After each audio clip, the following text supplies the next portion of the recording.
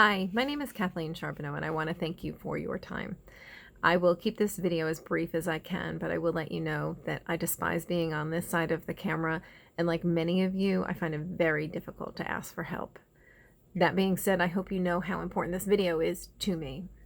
I'm making this because I'm trying to help my friend Lisa, and I know that you will want to help her as well when you learn more about her. Lisa was born in 1974 without limbs, no arms, no legs. She was abandoned to an orphanage by her family, and there they didn't know how they were going to take care of her. And quite honestly, she probably would have been euthanized through starvation if it wasn't for God putting Dr. George in her life. Dr. George found her and knew that her life had meaning, that there was something more for her, and quite honestly, for you and I. Lisa was carried in a basket by Dr. George for 37 hours to a ministry where he knew they would help her.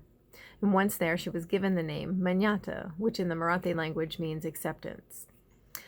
They knew there, the officials knew, that they could not provide the health care that she needed, and that the only way for her to get the extensive medical care she needed was to be in the United States. And in order for that to happen, she would have to be adopted. Well, Lisa was adopted by Mrs. Olson and brought to Carmel, New York. And that's where my blessings came in, because that's where Lisa and I met as children. Lisa was a student at school with me, and she blew my mind. It was amazing. She was so smart and funny and always smiling. Nothing stopped her. She took her own notes. She read her books. What she could do with a pen in her mouth was more than I could do with two hands. She's just phenomenal. Years later, we went our separate ways. She actually moved to Georgia when we were still in high school, and she continued on her education. She went to college, got her college degree, and she works full time.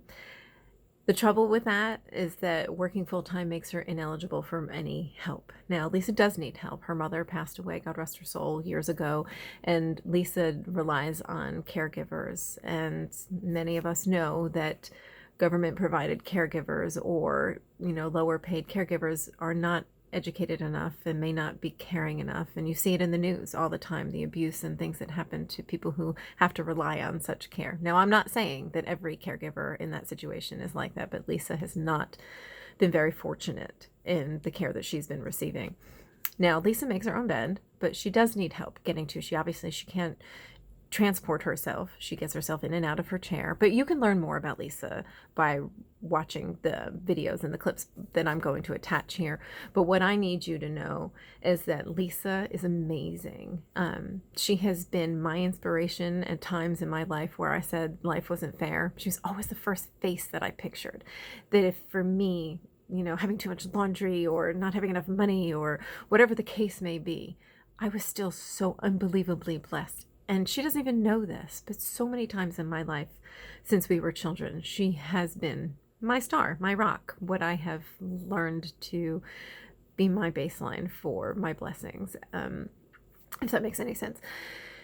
So Lisa's really struggling right now. And like I said before, it's difficult for me to ask for help. It is certainly difficult for her, and she needs financial help. So rather than giving her a handout, which she might have a little bit too much pride for, and I know that she needs a hand up. So what I'm doing as an artist, I'm a designer and a seamstress and here in Atlanta, and I have many friends who are artists. What we are trying to do is auction off some of our pieces to raise money for her, and it would be a charitable donation. We can make the donation directly to the ministry that she started, Manyata Ministries, where she goes out and she's inspirational. She gives speeches and lectures, and she's funny and how she does it, and she's so passionate, and she shares God's word, and she will inspire you. I promise you, if you watch some of the videos about Lisa's life and the things that she's capable of doing, you will see fairness in a different light and your capabilities in a different light. So please stay tuned for some auctions. The first thing that we're going to be auctioning off is a dress that I made not too long ago in a concept in a line that I call Monday's Muse, where I get a friend to walk through a thrift store and find something old and once loved and give it to me, and I have to recreate it into something new and loved again. So it has purpose again. So this is the first dress, and I will try to show it to you now. It is a high-low black and white. I call it my tuxedo dress. It is a low cut front. The empire waist measurement is 28 inches. And the bust with this deep V line is comfortable for 30, probably 32 to 36 inch. It has a full zipper closure all the way down the back, white trim on the bottom,